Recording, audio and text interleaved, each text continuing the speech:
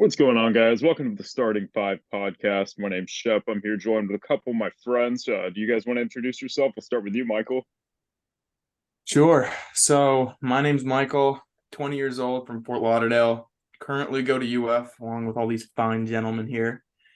Big fan of sports. Have followed football all my life, basketball for the past 7 years, and soccer for the last five. My favorite football team is the Green Bay Packers. My favorite basketball team is the New York Knicks. And my favorite soccer team is Brentford FC from across the pond. Just kind of the objective of this is just have fun with the boys. We talk about sports all the time, so why not just make it a little bit more structured, a little bit more fun, and open the conversation to as many people as we want to listen. Okay. Sup, I'm Joey. Go Heat, go Steelers. That's it. That's all you need to know. My name is Chris, big Miami guy. Recently just turned into a Dolphins fan and always been a Heat fan. And also, you never walk alone. Go Liverpool, baby.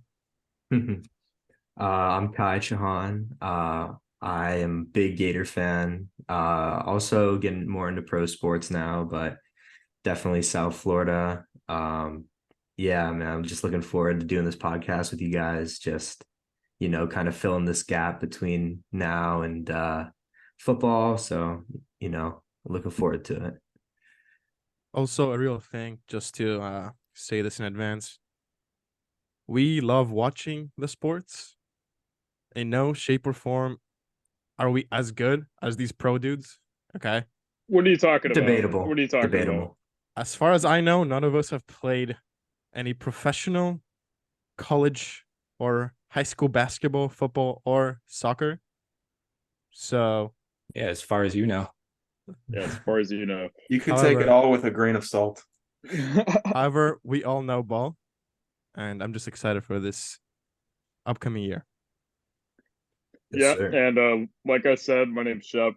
Big Panthers guy. I'm a Grizzlies fan, and also like the Royals, the Canes. Like I just like watching ball, love talking ball, and that's what we're here to do today, boys. So let's get it going. All right. So, first segment that we have of the first episode, we're going to talk a little bit NBA. Going to talk a little bit about the offseason and especially a little sprinkle of Damian Lillard in there. How this segment's going to work is I'm just going to list off a couple of offseason moves that I thought were notable. And you guys are going to chip in with your thoughts. And yeah, we'll see how much you all have to say about this. All right. First move, Reggie Jackson extending with the Nuggets. Nothing? I think it's an okay move. I mean, he barely played in the finals. However, they did lose Bruce Brown. They're going to need some more guard play. Is Christian Brown the answer? Who knows? Maybe some veteran experience from Reggie Jackson is the answer. We'll just have to find out. I liked it because like the focus for the Nuggets in the offseason, I felt had to be retaining some of the role players that were so important. So I feel like, any role player that they're extending is notable for the champ. I agree with that. I feel like the Nuggets really focused hard on continuity this offseason. However, the only reason that this signing is somewhat notable, in my opinion, is because of the departure of Bruce Brown and filling that hole. All of the role players have played a crucial role throughout their finals run, throughout their playoff run. They did retain, and I wouldn't even consider Reggie Jackson to be one of those crucial role players. So, if he gets more minutes because of Bruce Brown's departure, I'm all for the signing. However, other than that, I don't think it makes much of a difference in terms of their aspirations or goals. All right, let's get into a bigger one. Bigger bucks, bigger player. Jeremy Grant extending with the Trailblazers. What do we have to say about that? Over $250 million that he got. What do we think about that? I think it's a little bit overpaid, but you know how these guys are nowadays. They're all getting those max contracts, That's just how it is. But we'll see. He's a good player. We'll see if he deserves it. Yeah, I think he was a bit overpaid here. I mean, he's a borderline all-star, but he can't carry a team. He's not a number one option. He's a borderline number two option for a good team. Whoa. So Listen, I don't want to talk about someone else's money, but let's be real here. He's not worth that much money. I mean, Dude, like low key, like he plays great defense. Like he started off playing great defense and then he transitioned into like offense. That's a high ceiling. Like that's a very high ceiling. I agree, I but what's think the ceiling for the team? Is it like the play-in? Like, I don't know. I think Cronin's original thought when he gave Grant this money was that, okay, if I give Grant this type of deal, Dame's gonna stay. I think literally like maybe less than a week after they paid Grant, Dame requested a trade. So I don't think the Blazers would have given him this deal if they had known that Dame was gonna ask out. But that's just my 2 cents on it. so you think Dame is a real one? He got his boy paid? Yeah, exactly, bro. He's been He hoed his advocating for Grant team. like that, bro. Dame's just a real one for his boy, bro. That's how it goes. All right. Next, probably I'd argue probably the biggest one of this offseason, the most talked about. We have a swap deal for Jordan Poole going to the Wizards, CP3 going to the Warriors, and it's not a swap, but it was like a 5-team trade or some crazy thing like that. So essentially that's how it ended up. Jordan Poole to the Wizards, CP3 to the Warriors. Do we like it? Do we not like it? Chris. You know what? I like it for Jordan Poole. I really like it. Like He it for gets Jordan out Poole? of a toxic environment in Golden State where he got punched last year. Don't forget that. A grown man punched him. So he goes over to Washington, and it's his team now. I mean, he gets to lead a team. How far is it going to go? Probably not that far. But hey, he's probably going to average a lot of points. Good for him. yeah, Now, on the other hand, oh, sorry, I thought you were no, done you can talking. go Go ahead. ahead. You can go No, ahead. no, no. I was just gonna say on the other hand, for Golden State, now Chris Paul, is he gonna come off the bench? Like, You've got to talk about both of them. This essentially is just like which one's better for which team. Joey? I mean, Chris Paul does bring a leadership aspect to the Warriors that, I mean, they don't necessarily need with Draymond and Steph. Um, we know about obviously Chris Paul's issues with Draymond Green, and he's been a great player all his career, but he's getting old, and him and Steph on the court at the same time, I don't know. I don't know how that's going to work. I don't know if it's going to be efficient. It's I imagine Chris Paul will come off the bench, but who knows what they have planned for that. And on Jordan Poole's side, I could see him leading the league in points. To be honest, he's going to shoot the ball 30 times a game, and he's a good scorer. He creates his own shot. He's the guy in Washington, and they're making it known that he's the guy. But I don't know how far he's going to be able to carry that Wizards team. I think the Wizards are going to be like a great league pass team. I think Kuz and Poole are going to be so fun to watch. Like, I don't know. I don't think they're going to win very much, but I think both guys are going to hit their primes. Like, there's something to be said about that. They're just sort of getting into it. So I think they might be fun to watch. Shep? I think Washington is absolutely a bottom of the barrel team, regardless of whether Poole goes there or not. But I like the move for both teams. To be honest with you, I think Poole's gonna like Joey said. I could see this man like that us leading the league in scoring because he's gonna shoot the ball like a lot. And then for the Warriors, Chris Paul, I think he is going to come off the bench, but the Warriors have an established starting lineup of, Curry, Thompson, Wiggins, Draymond, Looney. Chris Paul coming off the bench with Moses Moody and Kaminga, I think can provide a lot of aspects or, outlets for development for those guys. And maybe we see Kaminga and Moody take the next step next season under Chris Paul's leadership off the bench. I think it could work out for him that way. So we'll see. no, interesting you say that, but do you think he's gonna finish games, Chris Paul? I think, honestly, it depends on the situation. It depends on who's hot that night. If Clay's having one of his, like games where he's shooting 8 of 11 from three, Clay's gonna finish the game. But if he's 3 of 14 Clay, 3 of 15 Clay, I could easily see them running a lineup with Curry and CP3 and then just going big the rest of the way out. I think it's just a case by case basis. Do I think Chris Paul is still capable of being a guy that you want out there in the fourth quarter? Of course. But on a team that is as good as Golden State and has as much chemistry as Golden State, I think it's going to be on a case by case basis. Yeah, I'm gonna go a little bit more on the extreme end here, and I'm gonna say that I really do not like CP to the Warriors. I think that they have that leadership, they have that veteran trait covered. Like Joey said, I don't think it's really a big issue of whether the young guys need people to lead them. I mean, they have the best point guard of all time on their team. Like, who better to lead them than him? And I think that Chris Paul's like mid-range sort of like game actually detracts from the Warriors offense, because if he's getting, like if he's driving to the paint, shooting middies off the shoulder, like, the 3-point shooters, they need a little bit more spacing than that. I feel like it would have been great if they got like a Russell Westbrook type guy who can just go right to the rack and like, space out the floor. But CP like is not the best floor spacer, So and let I don't me think ask people you are going to this. get open looks, just because CP's offense doesn't really give you that, in my opinion. So Kai?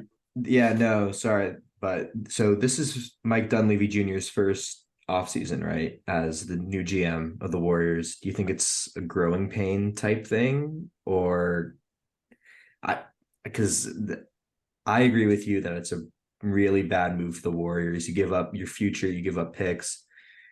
Um, I don't know. What do we think? Yeah, the departure of Bob. Do they do this move with Bob Myers? I'm not sure. Probably not. Let's be Exactly. I real. don't think they do. I think Bob Myers was a man who valued like the continuity and the culture that was built around Golden State, and like had like a certain type of player that he was always looking for. And I don't think Chris Paul really fits the Bob Myers bill. So I totally understand what you're saying. Like maybe Mike Dunleavy, how they say new owner syndrome with Matt Ishbia in Phoenix. This could be like a new GM syndrome almost in making a move like this.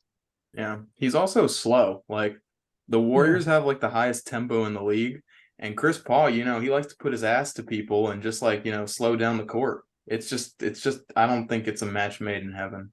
My concern is like it's not easy for some of those top dudes to come off the bench all of a sudden. Like we saw it with Carmelo Anthony. We saw it with Russell Westbrook. At first, they didn't want to accept our role. Is Chris Paul ready for that?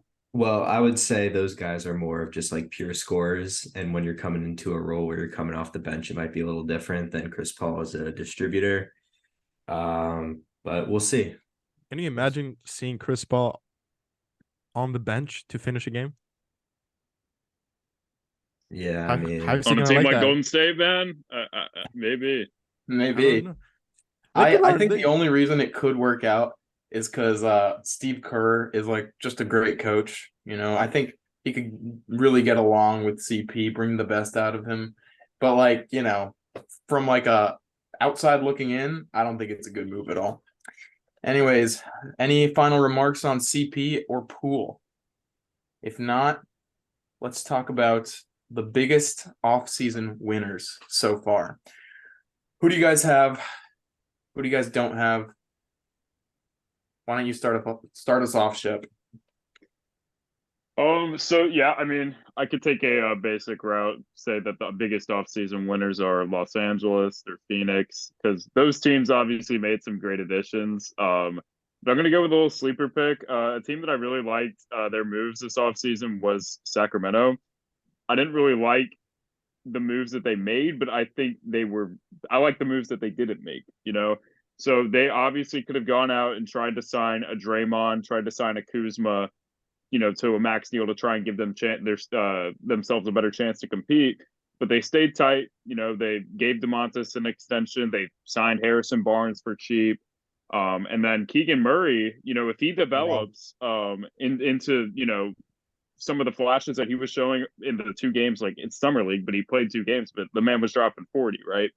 If he takes the next step this upcoming season, I can really see Sacramento competing once again, and maybe some playoff experience will play to their hand, and maybe they can make a run. I just really like the fact that they hung tight. They could have went out and try and sign another big name, but they didn't, and I think it was a good move for them. Smart, keeping that young core. Yep. Joey, Who's your Yeah, biggest going offseason along with the winner? theme of a sleeper pick, I'm gonna go with the Rockets. I think they made some great offseason moves. You know, obviously drafted Amen Thompson and Cam Whitmore, who showed some really good flashes in the summer league, especially Whitmore. Went and got Van Vliet, signed sign and trade for Dylan Brooks. You know, a lot of people hate on Dylan Brooks, but he's one of the best defenders in the league. Just flat out. He's a really good defender. I think Jalen Green's only going to get better. Sengun is only going to get better. And if they establish some chemistry between themselves, I could see this team being really good. How really good? Like, what's their ceiling? Making the playoffs. Are we talking Wow. really good next season or really good in the, couple next seasons? With their drafts? I'm more thinking couple next seasons because I don't know if Thompson and Whitmore are going to come in and instantly just start lighting it up. But I mean, they have probably the youngest roster. I don't know that for a fact, but probably the youngest roster in the league. Jabari Smith also. So Joey, let me prod you a little bit on the Rockets pick. What do you think that Van Vliet getting paid $130 million for 3 years is fair pricing, or do you think it's not? Because I remember, like, I know that a lot of people were, a little bit, just upset at the Rockets for paying him that much money, especially when they have a bunch of young guys that, maybe they deserve to get paid. yeah, I think it's a little much, but there's no veterans on that team. Van Vliet is a proven guy in the NBA. He's a proven leader, and I think he can lead that team. And it is a little expensive, but they wanted to go get a guy, and Van Vliet is a really good player. And he To can add lead to that Joey's team. point, I think Ime Udoka was one of their biggest offseason acquisitions. I forgot I to mean, mention did him. any of you Yes. guys watch the Rockets last year? They were just a bunch of cones, no defense. The replacement from going from Steven Silas to Ime Udoka is huge. And I think, Udoka can really guys like Jalen Green, guys like KPJ, like they've all shown times where they're immature as basketball players. They might want to, take too many shots or really, keep the ball to themselves. Josh Christopher as well. If Udoka can really establish his system, put his fist down on these guys, I think that this team and they develop chemistry. Like the team, like Joey said, in the next couple seasons could easily turn into a perennial playoff team. Easy. Well, we love Josh Christopher around here. We wish him luck in Charlotte. Charlotte, I believe. I think he's in Memphis. No? Memphis, yeah. Is it Charlotte? He got dealt. He got dealt. But anyways, we are a big fan of his work. Anyways, Chris, you agreeing with Joey on the Rockets, or you got someone else for me? I want to add a little bit on the Rockets. Did you mention Jeff Green, Joey? No, I didn't even mention Jeff Green. Uncle Jeff, wherever he goes, they win. Yeah. Yeah. He's just He's a winner. a good leader, good presence in the locker room, and trust me, Jalen Green needs some locker room guidance. Let's just say that. Another pick that I had though, and Shep's gonna love this, is the Grizzlies. They get Marcus Smart. They get more defense on the perimeter, and also they re-signed Desmond Bane, who's gonna carry them for the first 25 games of the season in terms of scoring. And this goes a little bit under the radar, but they got Derrick Rose, someone that could help Ja mentally. He's probably not gonna play that much, but he can help guide him and help him go to the next step as a player. Guide him out of probation or guide him to the next step as a league? Listen, Derrick Rose, everybody says, from what I hear, that he's a great mentor and he's a great locker room presence, and the Grizzlies just need just that. All right. Who doesn't want Derrick Rose in their locker room, man? Yeah, and him and Ja, they both athletic, both guards, and maybe Derrick Rose can, teach him how to be more careful because he's somebody who has had his career derailed due to injuries, and we would hate to see the same thing happen to Ja in Memphis. So. And they got some addition by subtraction. They lost Dylan Brooks. That's positive for them. Exactly. Hey, he was a locker room cancer in my book. Oh, Come on maybe, now. Tyus maybe. Jones hurts though. Losing Tyus Jones hurts. Yeah, He was a losing nice Jones backup hurts a point lot. guard. Yeah, best backup in the league in my opinion. He was so clutch in those times when Jaws like suspended or out or any of that. He would always step in, and it almost seems like we wouldn't miss a beat whenever Tyus Jones would step in. And so that was like that loss obviously hurts. But I think the addition of Marcus Smart is a better player than Tyus Jones, and we'll see how the addition of him works out in the long run for the Grizzlies. I had my pronouns on. That's weird. Anyways, yeah, I'm gonna go with the Heat, Martavius Bryant to the Heat. That's absolutely massive for their championship aspiration. I'm kidding. It's obviously not the Heat. If they What get you Dame, mean? it's a different story, but it's obviously not the Heat.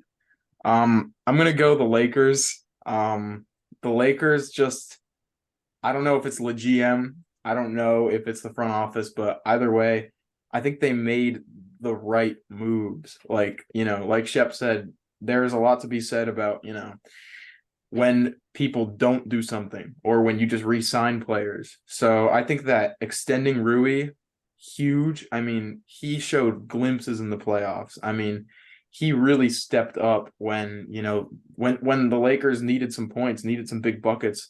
I also think he has a high ceiling. He's a willing defender, and he can shoot, he can drive, he's even shot like a bunch of middies in the playoffs. I mean, that was impressive to see, and I think that he upped his market value. I also like extending D'Lo, even though plenty of memes, and he didn't really have his best showing in the playoffs. I think D'Lo, he really stepped it up for the Lakers, especially in that last regular season push. I think that he's a great player to have, even though he lacks on defense. He's nice. And lastly, Gabe Vincent from the Heat. Man, the Nigerian Steph Curry.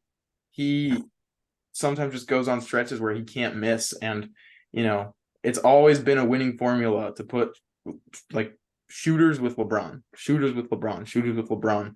We saw it with Delhi. We saw it with Corver. Like it's just gonna work, and I like it. I think the Lakers are a scary team. I think they might even be the team to beat in the West with these new acquisitions. Lastly, Kai, tell me what you're thinking. Yeah, just- no. Go ahead. I was just gonna say, just to add, they took a chance on two young players too, Jackson Hayes and Cam Reddish, the Lakers. How do you guys feel about that? I feel I've like always- Cam Reddish has been given too many opportunities. I think that he needs like a life-changing event, or he's just gonna be, G League fodder.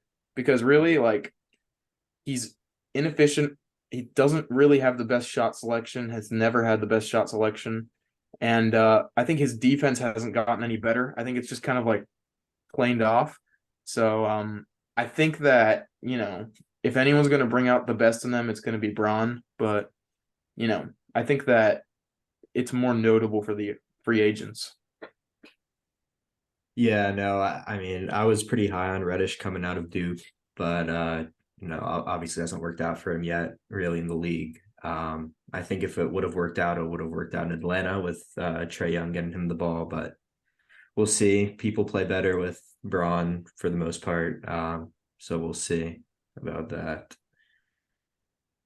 Yeah, specifically on the side of the Jackson Hayes edition, I think Hayes is obviously like a freak athlete, and we're talking about a LeBron James that has been able to make Timothy Mozgov look like a starting caliber center. He has been able to make JaVale McGee look like a starting caliber center later in his career. Like this guy knows how to make the players around him better, and I think he can really bring the best out of Hayes. And I think for somebody as athletic as he is, I think the Lakers, really, it's an underrated move to get a guy like that around LeBron. So, Yeah, I totally agree. And lastly, I am obligated to say this. We got DiVincenzo to the Knicks. I mean, like, goodness gracious, man. Knicks and Nova. It's beautiful, beautiful to see. Yeah, no one's gonna say anything about that. How do you feel I about mean, I losing like Obi the Toppin? DiVincenzo move. I like it, but Yeah, let's go. if if New York wants to do anything in this Eastern Conference, it wants to make noise with the likes of Milwaukee and wants to make noise with the likes of Boston. There's one man that needs to step up, and it's not Jalen Brunson, it's not Julius Randle, it's RJ Barrett. I think that the story of New York's season will be judged based off of how RJ Barrett plays upcoming. I don't think if he goes off 23 points per game, I could easily see them making an Eastern Conference Finals run. But if he has another inconsistent season with questionable shot selection, I don't see New York improving a whole lot. I like the way you Ye- think, Shep. I kind of agree with that, honestly. I think last season, especially, RJ playing decent and RJ playing poorly was correlated with the Knicks win-loss. But especially because, Brunson's going to do his thing. Randall is inconsistent, but, you put, the Nova guys, you put them all together, and RJ's the glue guy. So we'll see how that goes. Anyways, Chris, I believe it's time to talk a little summer league. Before we do that, do you want to talk about Porzingis? Do you guys want to talk about that? So I was gonna say Yeah. my offseason winners were the Celtics, in my opinion. I love the move with Porzingis because I think you need another guy for JT to pass it to, who can stretch the floor, knock down threes, but also be a threat inside. I was not very high on Marcus Smart. I think you can get those 3-and-D guys pretty easily. I think you got Malcolm Brogdon and the other point guard they have slipped my Derek mind. White. Derek White. Yes, exactly. Great, both decent defenders. So I think he's replaceable. Then you got Jordan Walsh from Arkansas, who is a great athlete, great scorer. So I don't know. I like the moves they made, but I saw you shaking your head, Chris. I think that What? people underestimate the value of Marcus Smart. Yeah, no, I mean, it's great to have a defensive leader like that, but I think if you look at like that Eastern Conference Finals or in the playoffs, That's true. he took a lot of those big shots down the stretch and True. did So not make true. them. So that's not a knock on Marcus Smart necessarily. He's a great player overall, but just little things like that. You could also see Derek White stepping into that more defensive role that Marcus Smart always had for them. I'd rather have Derek White taking the shots than Marcus Smart for sure. You I gotta was have, just talk- about to. yeah.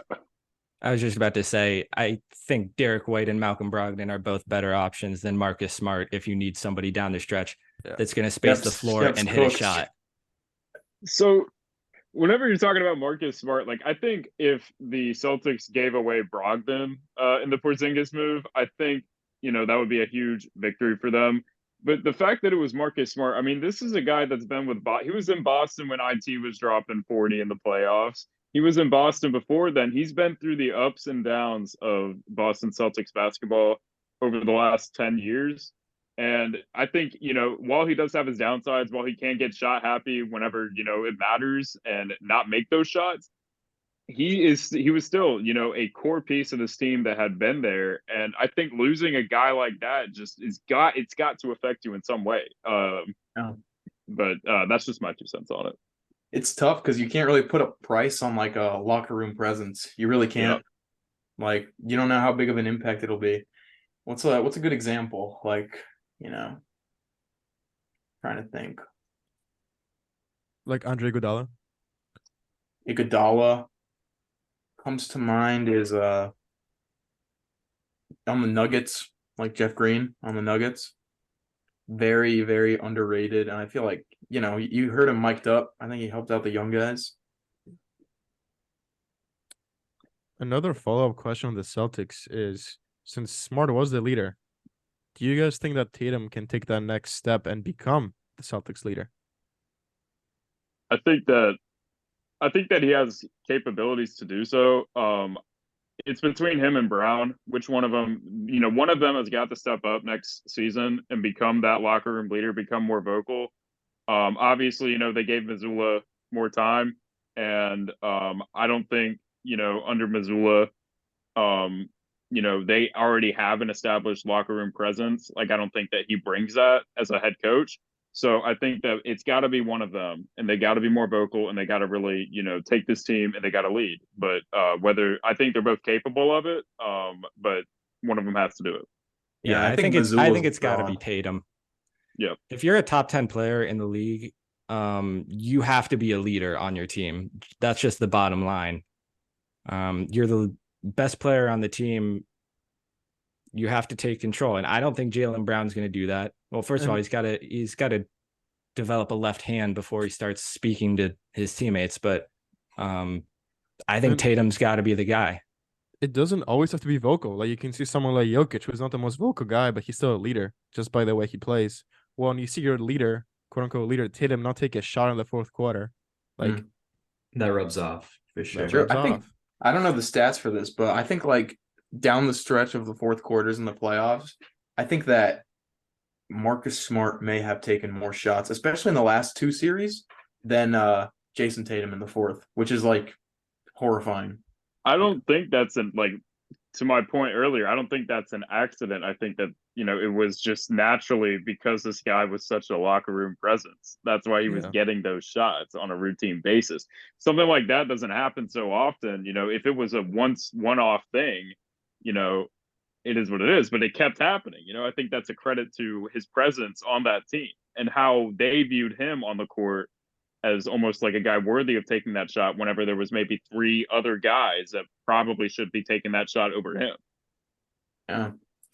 All right, guys. I have one more off-season move before we run out of time to give our thoughts on.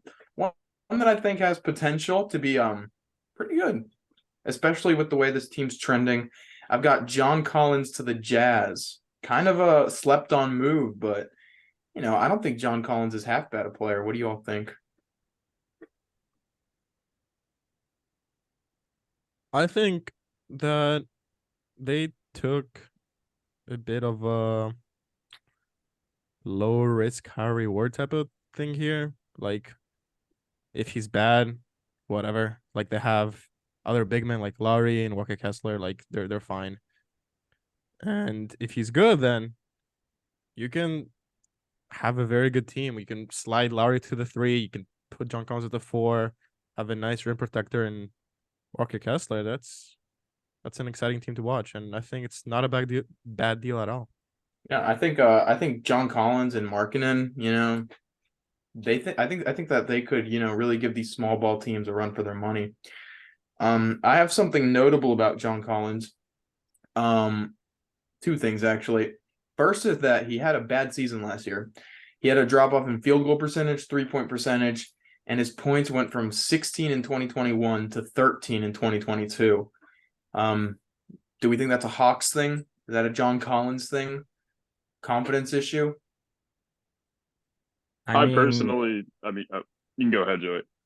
I mean, the Hawks did get DeJounte Murray this past year, so John Collins' field goal attempts are obviously going to go down in favor of Murray. But he's been playing the same role in Atlanta for a few years now and not really gotten any better, to be honest. True. So I think a change of scenery is going to be good for him. I think that he's going to. I don't know about the Jazz playing Markkinen, Collins, and Kessler all at once. That'll be interesting, like what the Cavs did. But we'll see how it plays out. I think this was good for the Jazz and good for John Collins. I think it's good for him too. I think he needed to change of scenery. I don't know if Trey, even though Trey and him have that connection, like I don't think it was going to lead anywhere. And then I have the player comparison for him, which I thought, people that have watched ball since 2016 would find actually pretty interesting. I think he reminds me of like Derek Favors, like on the Jazz, right? I can definitely see I can that. see Like a that. consistent contributor who can have a big night every once in a while. Like I think I fucked with Derek Derek Favors. Favors got a little bit more athleticism, a little bit less of a jump shot. Yeah. It's true. I like Derek Favors. The thing Yeah. about Collins is that he was in trade talks every single year for the Hawks. So finally for him to like find like a home or like a spot that he's not afraid of getting traded every 2 seconds, I think it would be good for him. Yeah. Well, this should wrap up our segment. We're going to take a short break. after this and resume talking a little bit about the Summer League, followed by drafting some guys who will take a huge leap next year. I know the guys are a little excited about that one. So, yeah.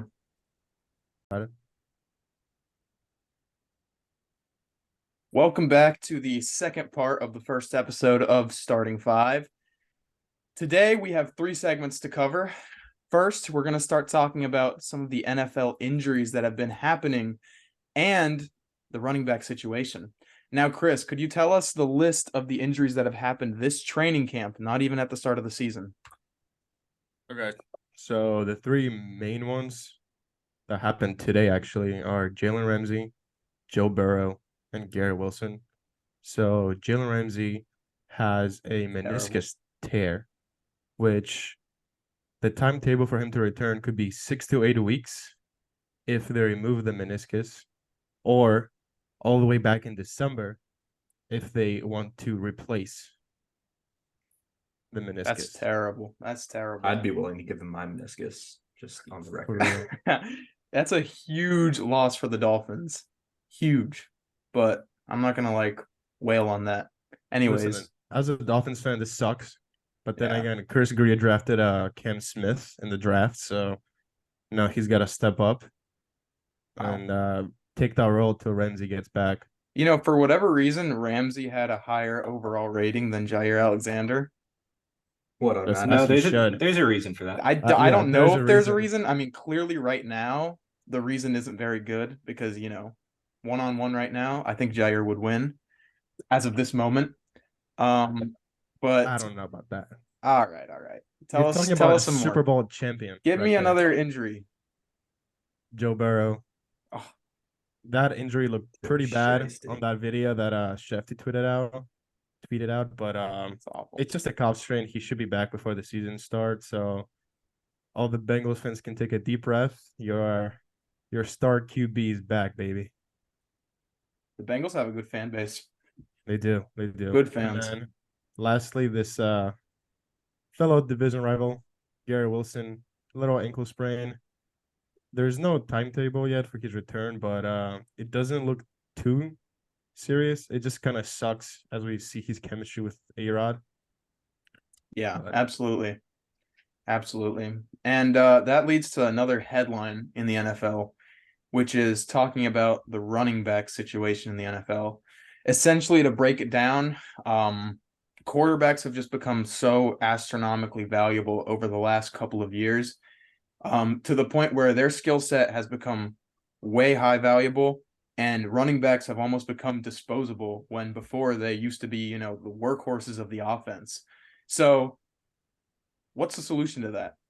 It seems like everyone is bringing up the problem, including the running backs themselves, but we need to know what is the solution. Well, I think first of all, you just have to realize that these running backs are overvaluing themselves, at least in my opinion. I think they're like you said, they're very expendable. It's very easy, in my opinion, to go out and say just draft a young running back who's younger, less injury prone. Like, for example, we saw with the Chiefs what they did with Pacheco last year. They got a starter in the 7th round of the NFL draft. Like, I think it's relatively easy to just to get a new running back just like that. So you're saying that running backs, the solution is for running backs to devalue themselves so that they become more compatible with teams that they want? Well, not to take anything away from them, but I think they should just kind of reduce their expectations a little bit. Yeah, I agree completely with what Kai said. I mean, you look at Tony Pollard, you look at Alexander Madison. These are 2 guys that are very good running backs that have been backups to running backs their whole careers, and they're making a name for themselves. There's not many positions in the NFL. I'd argue that running back is the only one where you can really plug a guy in there and he'll probably produce not necessarily the same level as the number 1 if you're talking about a Christian McCaffrey or an Alvin Kamara, but they're able to produce. So it's not a solution, but the running backs need to stop complaining because they really are replaceable. It's a tough situation if you're a running back. Chris, you got anything to say about it? I mean, like, I agree that running backs are replaceable, but what about someone like Saquon? Mm. What about him? Like- He's generational. Like- Generational. He's probably the Giants' best player. Do you guys agree with that? Like, No, I think that's fair. But I think just your average like quarterback or kicker, I'd value more than your average running back. Obviously, the you're gonna kicker? All right. I'd have to no, interject no, I there. would. I would Mhm. say kicker. I'd have to That's ridiculous. The I'd have to kicker? interject there, bro. Like The running backs kicker? are so important to the team. Like even if they're replaceable, the role that they play, like if you had no one playing as running back, your team would be screwed. So sorry, let me rephrase that. I would take like how do I put that? I would say a consistent field goal kicker. I would take that over an above average running back because that's guaranteed points. Like for example, like Justin Tucker, for example. Obviously, he's one of the best, but I would take him over a Saquon Barkley just because. I just don't think it's fair that running backs are the player that put themselves like their bodies in the most dangerous situations, and B, arguably some of the most athletic people on the field at any given time. Like that's all true. why do they get punished? Why do they get punished for that? And they shouldn't, but if you just look at it from like a owner's perspective, if I knew I could get somebody for much cheaper and would give not quite the same but good enough numbers, I think I would take that. Yeah, and But that's just me. barring like Adrian Peterson, how many running backs are efficient past their late 20s, like when they reach 30s? I mean, look at Todd Gurley, for example. When did he retire? When he was 25, 26? He had like four MVP caliber seasons, and he was just out of the league because of injuries. So that's another big problem. They are taking more hits than anybody else on the football field. I think it's just a risk reward thing. Yeah, I think that maybe a way to like for running backs to do that is maybe like set like a minimum pay requirement for running backs, especially I'd say like running backs that maybe had like 1,000 yards get paid that more than running backs that had like 500 yards, and running backs that paid 1,500 like get 1,500 yards get paid way more money than all those guys, because like you have to reward talent or else you just have a broken game. You know, if So you're you're punishing saying, talent like, in a sports game, like incentive type thing. something like that, like just rewarding running backs that I like produce that. I like instead of that. punishing them. That's Yeah. what my solution would be. I know that like because the problem with that is like you set like a minimum thing, but then there's going to be like a bunch of college kids that want to play for below the minimum. So like, what the hell are you going to do then? It's really, really difficult. Yeah. Let me just tell you guys this. So Barkley's contract is 10.1 million fully guaranteed, and then 900 grand in incentives. Okay. So, and then on the same day, Cole Kmet, I think, signed 4 years for 50 million.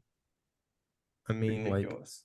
like I have an interesting statistic too. Stephen A. Smith said on First Take the other day, there are 125 NFL players that make at least $15 million a year. 2 of them are running backs. who is it? Is it That's McCaffrey and wild. Henry? Is that it? McCaffrey and Kamara. Yeah. I mean, not even the NFL has a solution to the problem. It's just really, really rough. The way the game's evolving has just kind of like screwed over the running backs big time. They should make a Zoom. Yeah. Like us, Right. They should. Why haven't they thought of that yet? Dude, that was so we should funny invite when- them on starting 5, and then when, they'd be able to discuss. Yeah. So what Can you was that? imagine being- Who hosted the Zoom? It So was Austin Eckler. Eckler Eckler, makes a Eckler. Zoom, invites every running back that's not getting any bread, and then a few hours later, Justin Herbert, his own teammate, signs the highest contract ever. That's And so then- tough. I have a question. Is there any like headlines coming out of what happened on the Zoom call? Did they come up with a solution? No. Because I haven't seen anything I'll about that tell you what since the happened. Zoom call. So I mean, how much Austin power do Eckler- the running backs in themselves have? If they don't play, you guys just said like they What they if can get all of them plugged just in. hold out, then they just sign Yeah. their Then- backups? Yeah, literally. Here's what happened. Austin Eckler makes the Zoom, and he's just like, "Yo, this sucks." and then everyone is just like, "This sucks." And that And then Zoom Barkley, call. and then Barkley just signs a deal the day after. So I mean, And then he's Yeah. like, "What should we do to combat this?" And everybody's like, "I have no idea." That's there- probably what happened. I mean, it just sucks, realistically. So I'd It's say really- that starting five concludes that there is no solution. Running backs are screwed for the foreseeable future. It's Do you think- terrible. Do you guys think the running back position is dying? Because Yes. if I'm like a parent of a kid, I'm not letting them play running back. And if I was Oh, a for young sure. athlete, who wants to play running back when you can when you have time to develop into a cornerback, wide receiver? Bro, quarterbacks get paid 40 times more than running backs. Like, why would you not want to be a quarterback? I think Rightfully so. that's for another segment. The fact that the quarterback position is just totally unbalanced compared to everyone else. But yeah, I that's mean, for just another look at episode. the last few Super Bowl champions. Like, it's all running backs by committee. Mhm. Yeah, you know, exactly. It's And not I just feel one like- guy. That's the formula, honestly. And it's so unfortunate because like someone like Saquon, former number 2 overall pick, he should be getting a lot more money than what he just He's signed. usually the best But, football player on the field at any given time. yeah, you know? and it Mhm. just sucks because dude, his position, he's losing on millions and millions of dollars. But I think that football as a whole is going to suffer the consequences of like having like really devaluing running backs, like I don't know, maybe 10 years from now, like Joey said, no one's going to be wanting to play running back. So Yeah. like maybe we're just going to watch 4 passing downs, punt 4 passing downs, punt, etc. I mean, you look at the NFL 10 years ago compared to now. I don't know what the exact numbers are, but the passing rates are way up. True. yeah, True. But Play that- actions that aren't gonna could be a freaking contributed thing. to other things too, just like better athletes. Yeah. yeah. Play actions are That's going to be true. like It's nothing. it's a passing league now, and Yeah. Anyways, the running back situation sucks. What doesn't suck is our new segment. We are going to build 2 teams of drafts of guys in the NBA that will take a huge leap next year. That means guys that did not play up to their potential last year, but we can foresee them and you should look out for them to take a huge leap, potentially all-star, potentially more, potentially, just going from being a nobody to being a constant rotation and or, good guy on a good team. So teams are me and Joey versus Chris and Kai's team. Let's get it. All right. Joey, who do you want to take first? First overall, and the only reason I'm picking this player first overall is because I'm scared Kai and Chris is going to pick them, is Walker Kessler. Explain your pick, Joey.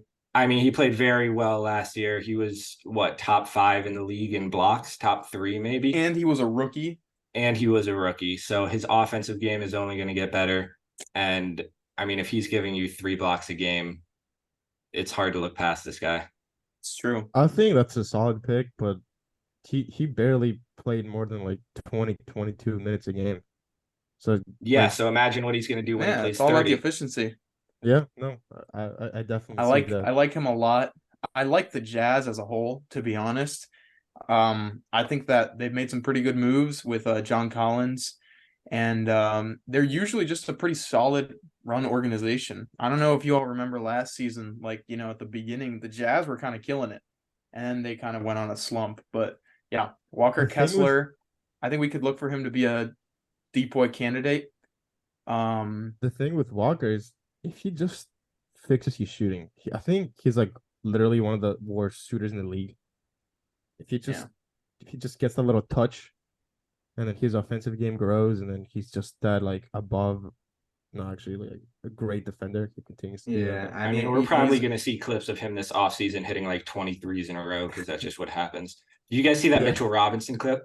That was He He was crazy. playing like That was Kevin Durant. crazy. And then Don't- he's going to play in the year and maybe take 10 dribbles all season. Don't crap on off-season Mitch. He's top 5 of all time. I was gonna say, wasn't that against a bunch of like random dudes at It like was, a lifetime yes. or something? Okay. Yes.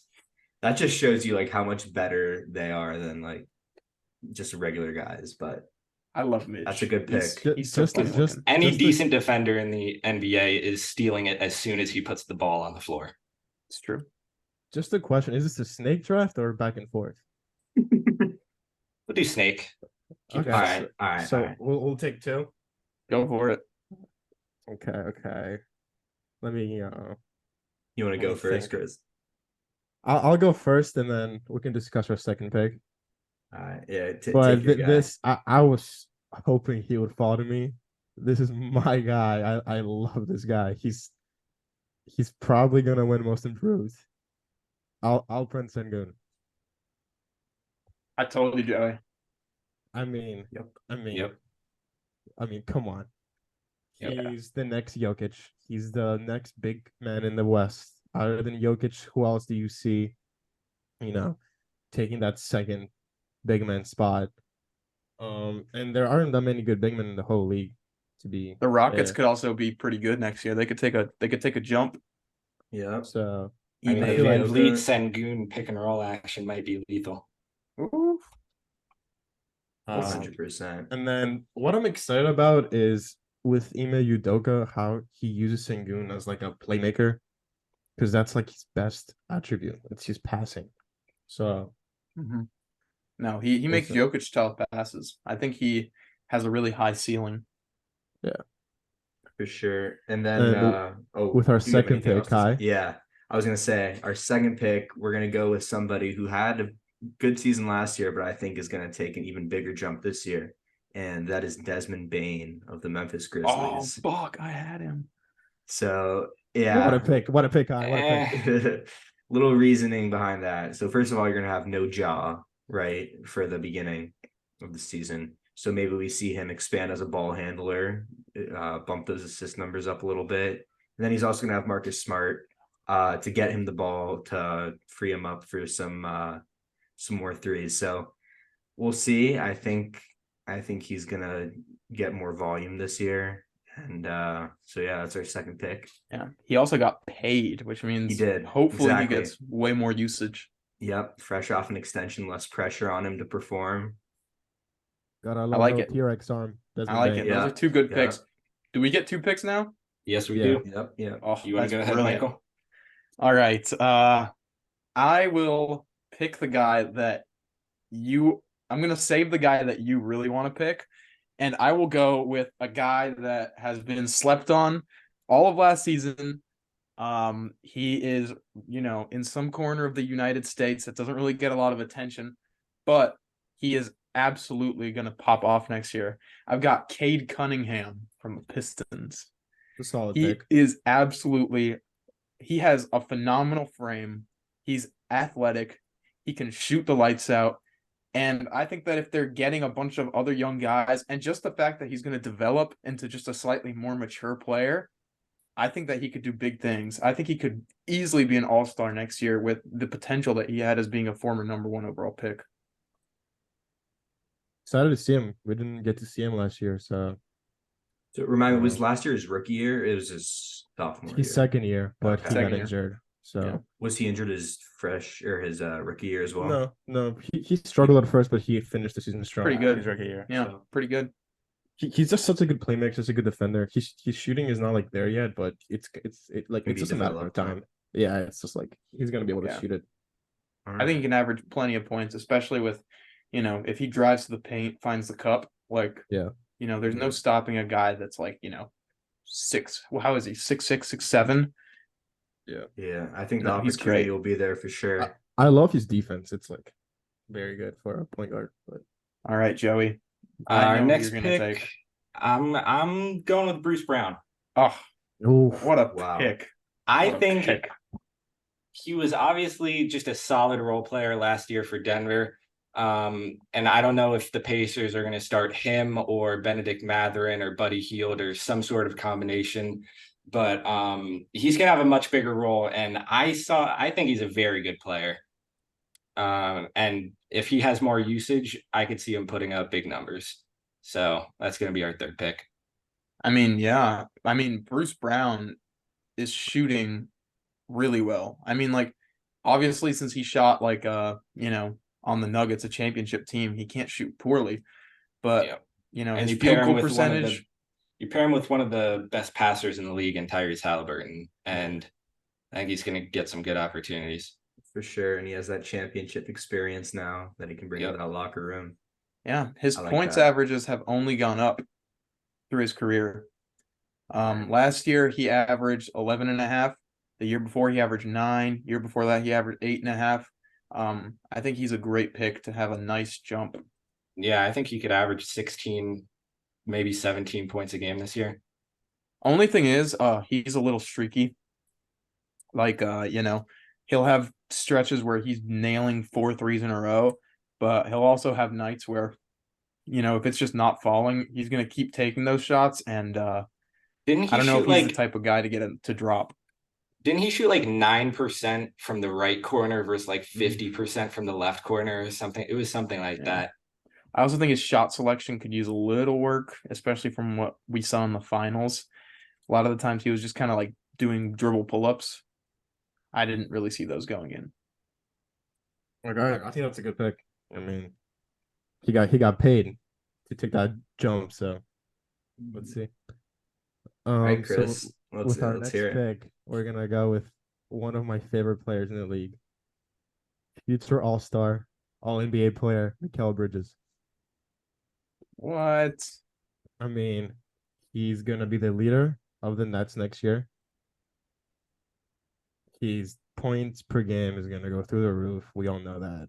I don't think so. I think what we saw out of him in the second half of last year is exactly what we're going to get next year. I mean, that's still pretty good. Yeah. So yeah, no, to your he's point, gonna jump from a catch and shoot player in Phoenix to what we saw at the second part of Brooklyn, which is an all-star player. Yeah, so once he got to Brooklyn, he went up 9 points per game. And I think just a full offseason under his belt to kind of like get used to the offense, get used to the system, be good for him. And we'll see if he can expand his role into more of a ball dominant player rather than just a catch and shoot guy.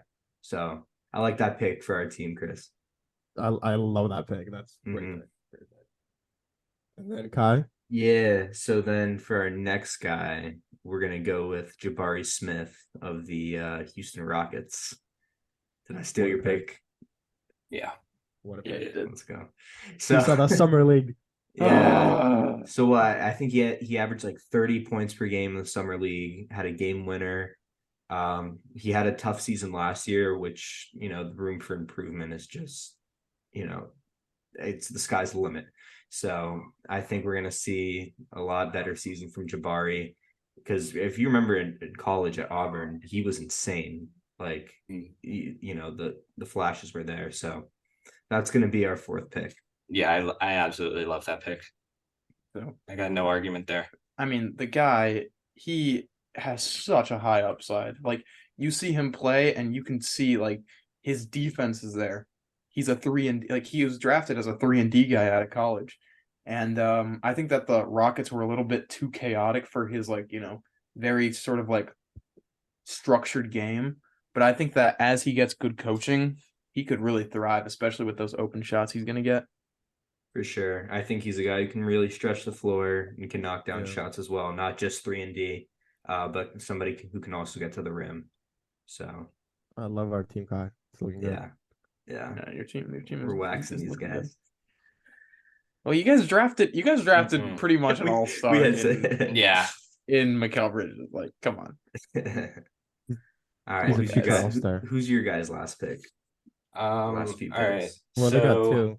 Yeah. I'll leave your guy for last, Michael, but we're gonna go with Franz Wagner. That's a good one. We were discussing him too. I think he is definitely a most improved candidate. He will be an all-star. I'm not even going to say might be. He will be an all-star. Now he's does need to be an all-star, bro. You got Paolo Banchero. That's what you're saying right now. He's not he does have to improve the defense a little bit, but I mean, offensively, year 1 he looked solid, and then last year he took another jump.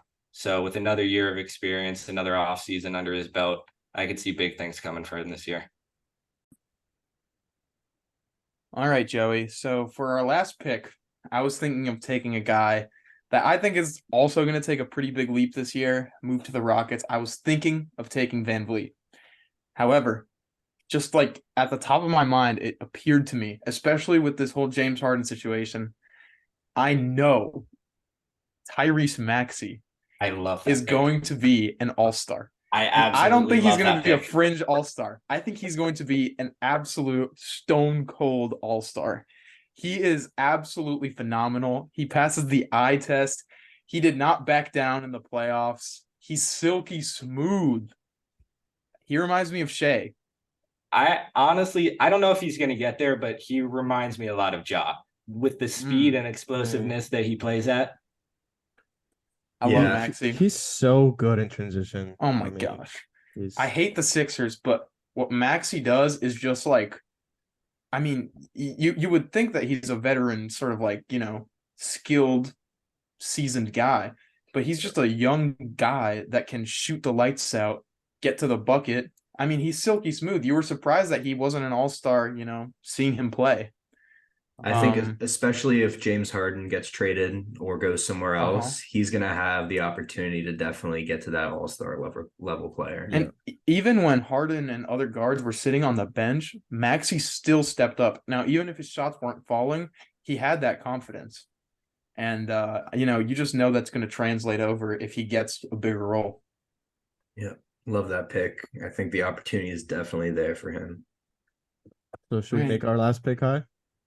Yeah, let's do it.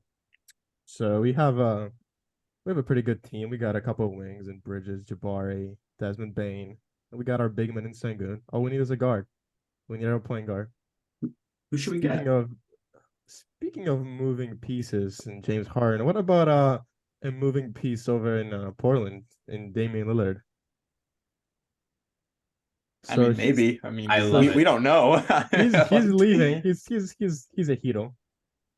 Don't tell me that, man. Which is gonna leave our guy, Anthony Simons of the Portland Trailblazers to take a huge leap.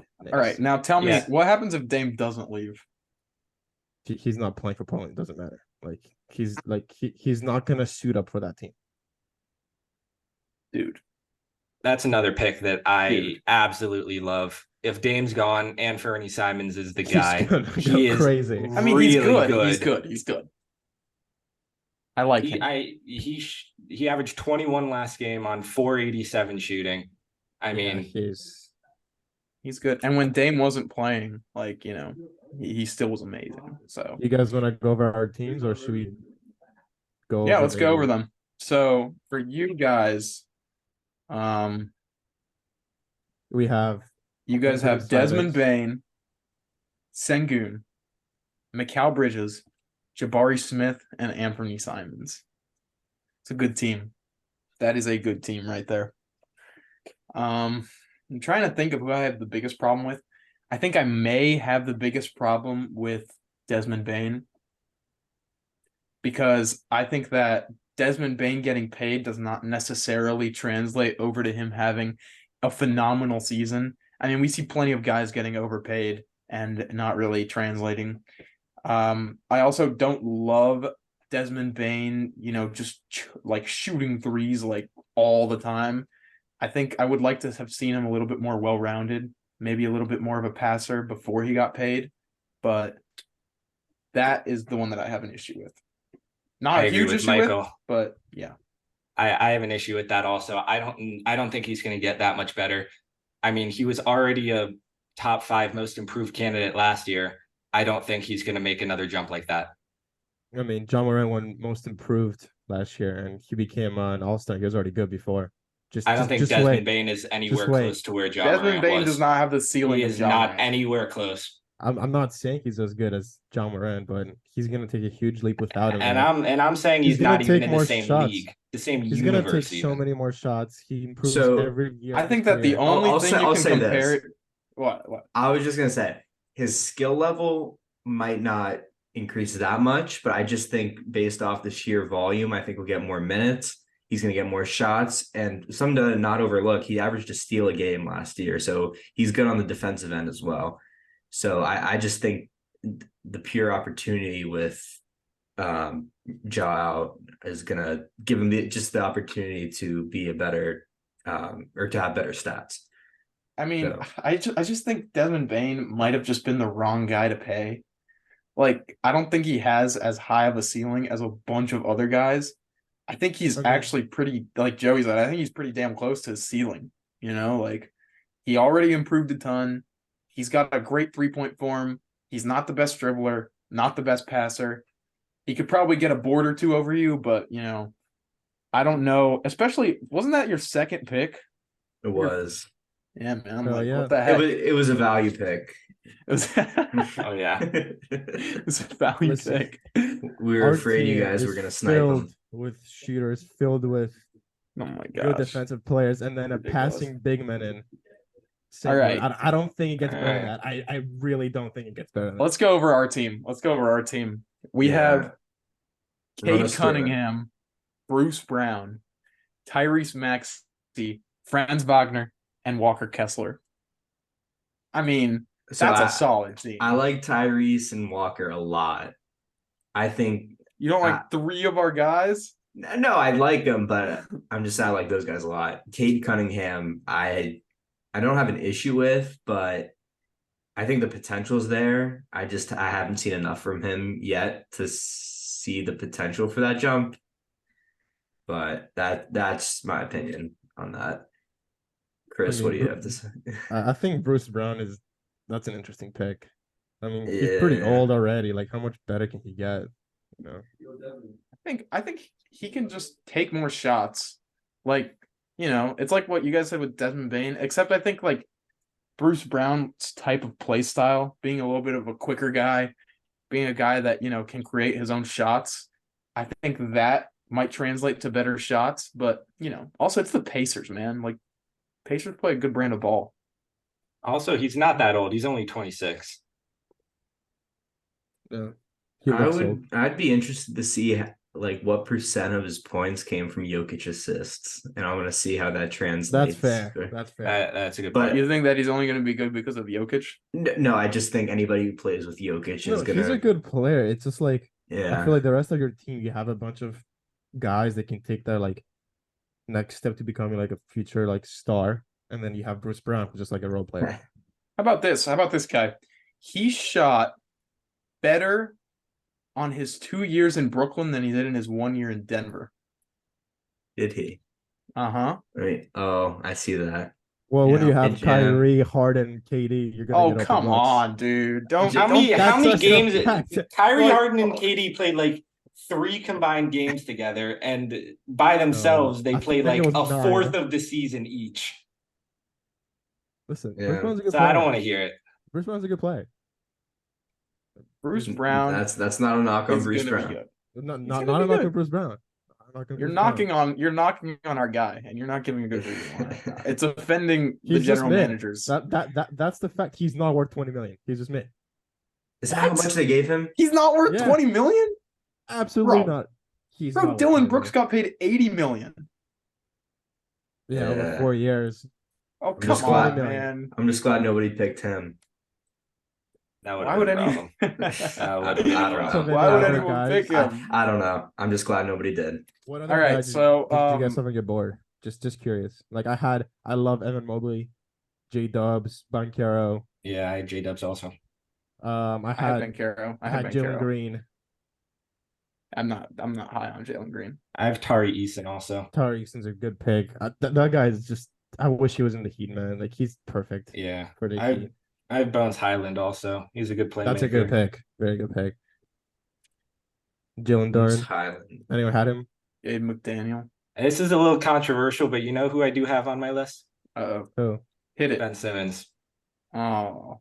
I don't Ooh, like that's it. not bad. I That's not have bad. Ben Simmons on my list. Dude, I've been hating on Uh, Ben Simmons ever since he entered the league. Even when he was good. no, I gotta give him. Listen, he's kind of a bitch, but like, it did sound like he was actually hurt, from what I heard. Mikal Bridges say. But bro, Mikal seems like such a nice guy. Like, why would he say anything mean? Well, listen, they said he's 100%. That's our team plan. So it's make or weren't they break saying time. weren't they saying that 9 months ago, Kai? They were saying nearing 100%. Now today I saw something they okay. said. He's been close to So 100% for 6 months. All right. So no excuses now. overall, I do I think think he's gonna be a lot better this coming year than the last couple of years. All right. Well, Dylan Brooks, I think we can agree is overpaid, right? Yeah. 80 million for 4 years. Now, what do we think of Mbappe getting paid $776 million plus $332 million to be released from his club, totaling $1.1 billion, more than the GDP of some countries. I mean, Yeah. that's Saudi money, man. That's what it Yeah. is. All right. And I pose to starting 5, now 4, because of Shep for now. Is Saudi Arabia ruining football? No, I agree Oof. with Joey. I don't think it is either. You don't think so either? I don't think they are. All right. Tell us what, Chris, Joey. Tell us what. I Kyle, what do you mean, think? Ronaldo went there. He's what, 38? He's what, 37 maybe? Yep. Like he's nearing the end of his career. And how much did he get paid? Chris or Michael, do you know that? Or no, I think He 200 got a year. paid around 200 million a year. I don't think Ronaldo is. I mean, he's still very talented, but I think what's going to happen is a lot of these players near the end of their career are going to go there, and I think Mbappe knows that offer is going to be on the table for a long time. So, and I think he wants to play football in a competitive league and succeed on an international scale. So, I mean, he's young and a top 3 player in the world. So, I think he's going to be with competitive clubs for the next 10 or so years and then go to Saudi Arabia. I think that would be the smart thing to do. So you're saying that like Saudi Arabia isn't ruining soccer because players that actually want to get better are not going to go there no matter what. Like even if I think players that genuinely love the game of football and want to be competitive will not go play in the Saudi Arabian league. Yeah, I totally agree with that. I mean, man, that's controversial. I don't think what Saudi is doing is bad. Just because like the Premier League has been dominating the football soccer space. They get young guys from Brazil, Argentina, you know, just because they have more money. And now Saudi, they're just trying to diversify their revenue as like a country. So they're trying to invest in golf and soccer. They bought and stuff. golf, Yeah, essentially. that's a good point. So like what they're doing is not wrong, I would say. I feel like it's more on the players. Like if you're really passionate about your career, you should stay in Europe. But if you're like cross the age of 30 or like 31, 32, and you just want to make some extra money for your family, I mean, just Well, I mean, that blood money's got to go somewhere. yeah, it's just like it kind of sucks as a fan that like these players are choosing like greed over pride. Because like you saw that quote that came out today? The guy literally says like, I play for money, not passion. yeah, that's what sucks. That's, Like, fan. what the hell? He literally said that, like verbatim. I don't think that's Saudi's fault though. Yeah. Just because they have more money to offer, like that's more on the player to like choose the money. Okay. What if I told you that, like, the fact that Saudi players going over, like, you know, to Saudi Arabia makes it more difficult for every other league in the world to keep up with paying their own players? Here's what I mean.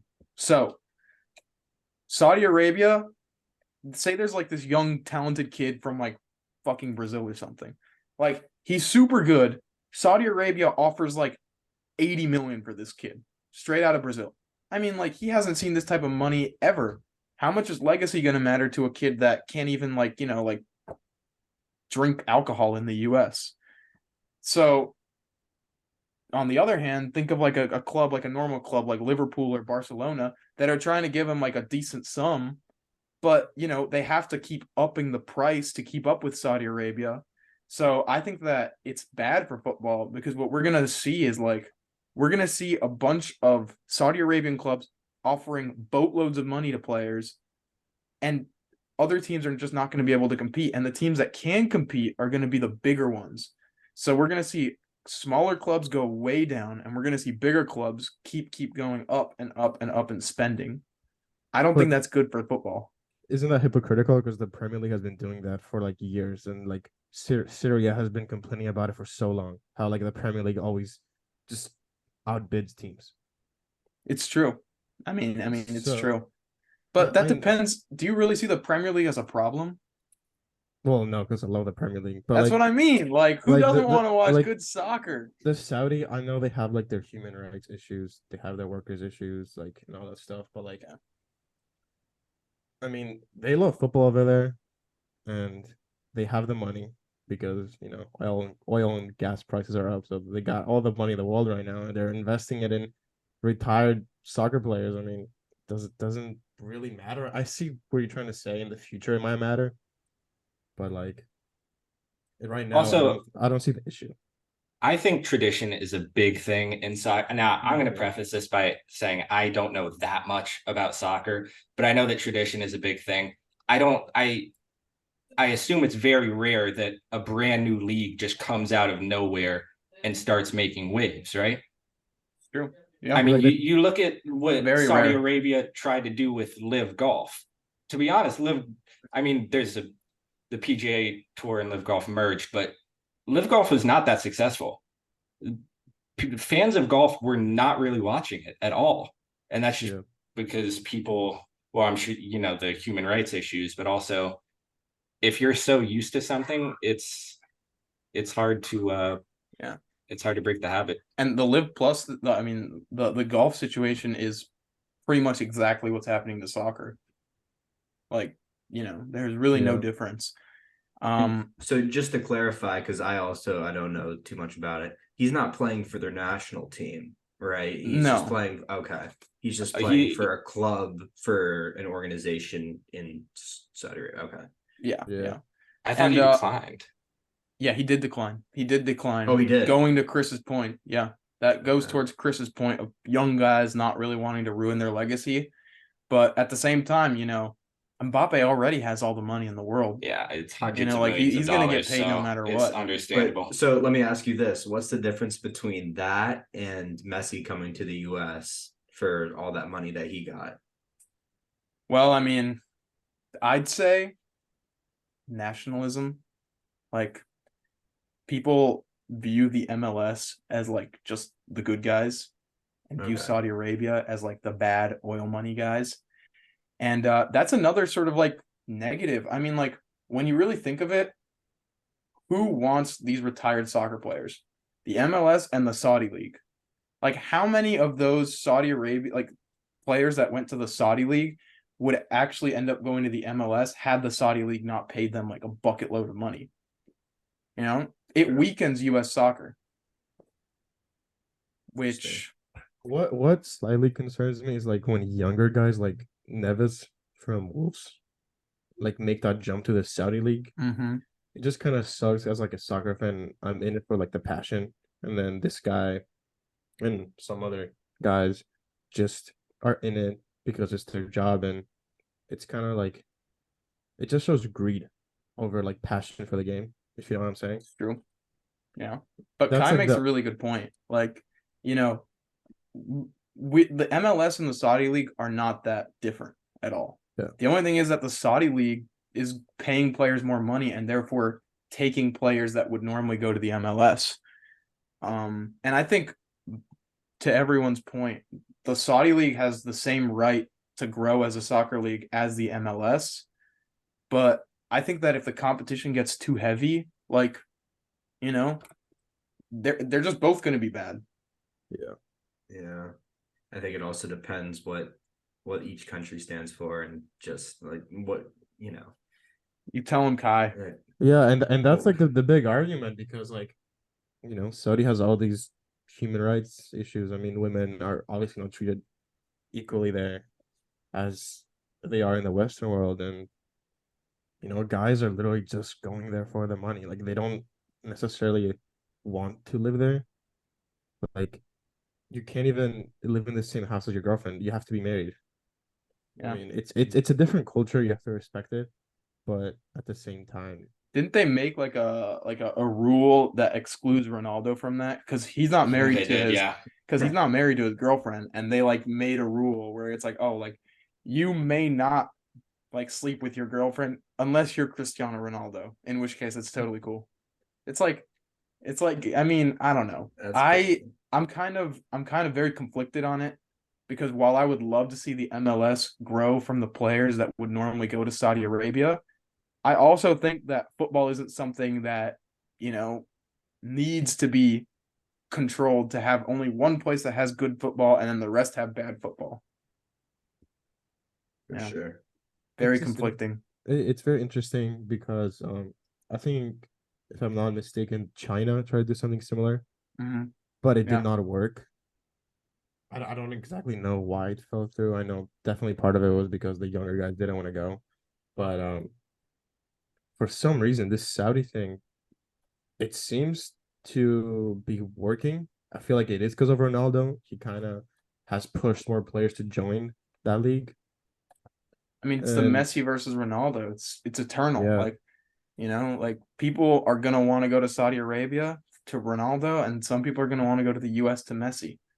Yeah. Obviously, we want people to go to the US, but you never really know. Yeah. I don't know. Where can I even watch those Saudi Arabian games? The deep dark. I'm not gonna web. say the names of streams, but if you guys personally hit me up, I will slide you some of these streams. I want to watch my boy Roberto Firmino for Al Ali. I don't know where. All Atihad. All I Atihad. don't know where I can watch him play. Yeah, well, I mean, it's hard to watch MLS games too. Who has Apple TV Yeah. Plus? You have to pay for Apple TV, and then you have to pay for MLS League Pass within Apple TV.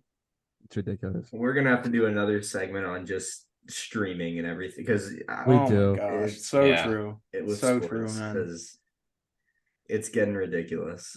Dude, I like Paramount Plus, Peacock, Yeah. Apple TV. Yeah. It's I was trying to ridiculous. watch. I can't remember what game it was last year, but I think it was a Notre Dame college football game. And I turn on the TV, I can't find it. You have to pay for it on Peacock.